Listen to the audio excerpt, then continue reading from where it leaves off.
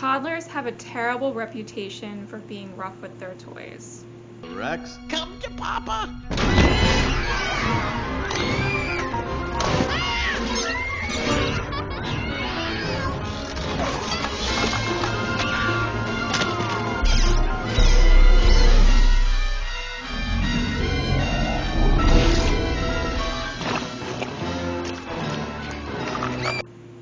Okay, so maybe it's not that bad, but you get the idea. They bite on things, they push things around, they throw them, they chuck them.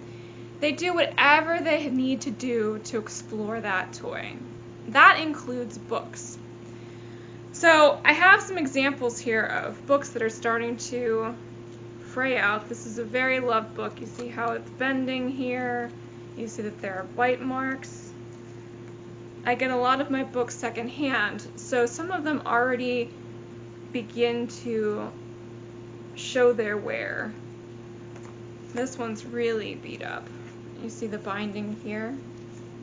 After a while, a lot of people might decide that they just need to throw the book out. But I talked to a colleague of mine, Miss Charlene, and she was showing me how she preserves books in her classroom. First, you're going to take the tape and put it along the back. You just want to make it so it's right in line with that and fold it over.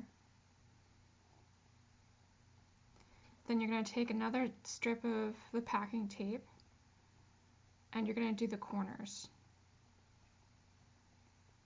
You just put them on and you can snip and fold over.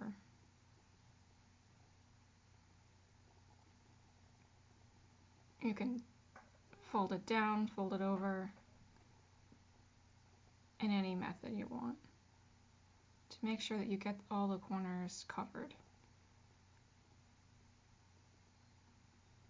like so.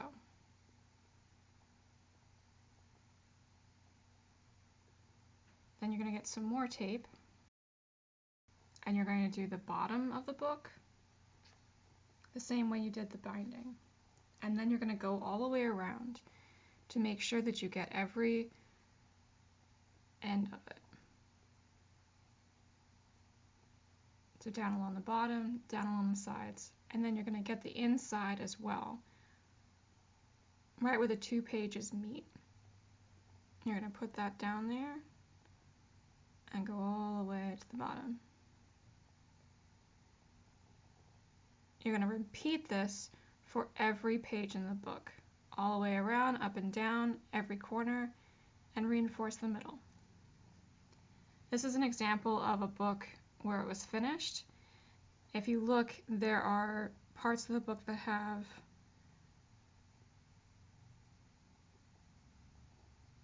open spaces. These open spaces are things that children will pull on. These other textured pieces are pieces that can get pulled on and ripped out. So you just tape over them. There will still be some texture there, but they'll be reinforced. And you're just going to do that through the whole book. Reinforce the edges and reinforce the pieces that could be manipulated and pulled and ruined. If you have a flip book, you can do that with the flip book as well. Just reinforce the sides. For paperback books, the method is a little different. What you want to do is you're going to take the book apart and then you're going to have the pieces laminated. And as you see, I have those hole punches there, and there are the binder rings to hold the book together. Each page is laminated. They were done in a big laminator, and they were taken as sheets, as long sheets. It's easier to turn the pages if they're done the way the book was bound. If you have to cut them because you are using a laminator at home, then you might have to tape the pieces together. And then when you look at the binder rings, these have tape on them as well, so that they do not pull apart and they can't be manipulated by the child to open up.